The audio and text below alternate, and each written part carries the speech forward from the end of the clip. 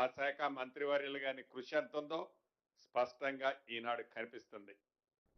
మొదటి నుంచి వైఎస్ఆర్సీపీ నాయకుడు మార్ఖాని భరత్ రాజమండ్రిలో జరిగిన మద్యం సిండికేట్ మీటింగ్ పై ఘాటుగా స్పందించారు. ఈవీఎం ఎమ్మెల్యే కనుసనల్లోనే టీడీపీ నేతలు మద్యం సిండికేట్ మీటింగ్ నిర్వహించడం సిగ్గుచేటన్నారు.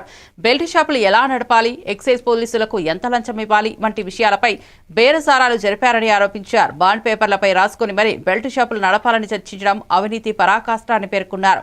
ప్రజల ఆరోగ్యాన్ని పరంగా పెట్టి లాభాలు పొందే ఈ మాఫియా వ్యవస్థను కూటమి ప్రభుత్వం ప్రోత్సహిస్తోందని విమర్శించారు.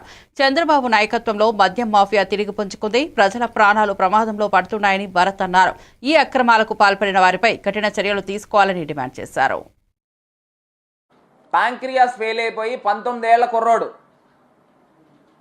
ఎందుకు చనిపోయాడురా అని వాళ్ళ ఫ్యామిలీకి ఫోన్ చేసి కనుక్కుంటే, అంటే లెక్కర్ తాగి ఇదయ్యాడండి, అతనికి కొంత టైఫాయిడ్ ఉంది, దాని మీద లెక్కర్ తాగాడంట, చనిపోయాడు అని చెప్తున్నారు. నాకు ఆశ్చర్యం అనిపించింది. అంటే 19 ఏళ్ల కుర్రాడు లిక్కర్ తాగి చనిపోయాడంట.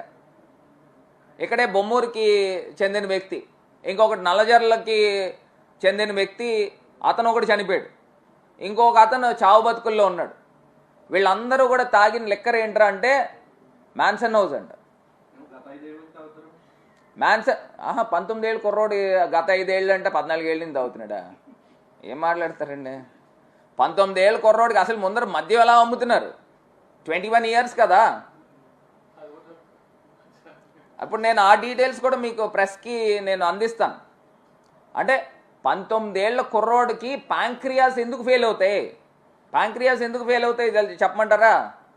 ఒకటి, కంటిన్యూస్గా 3-4 రోజుల నుంచి అలా తాగి ఉంటే ప్యాంక్రియాస్ ఫెయిల్ అయ్యి చనిపోతారు, ఇన్ఫ్లమేషన్ వచ్చి. లేకపోతే నకిలీ మద్యం తాగితే డైరెక్ట్గా ప్యాంక్రియాస్ హిట్ అయిపోతాయి. దానికి టెక్నికల్ టర్మినాలజీ కూడా ఉంది, అది కూడా మీకు చెప్తాను. నకిలీ, కల్తీ అయితే చావరండి. కల్తీ అంటే వాటరో లేకపోతే ఇంకోటి ఏదో కలుపుతారు. నకిలీ అంటే డైరెక్ట్ స్పిరిట్ వేసేస్తారు.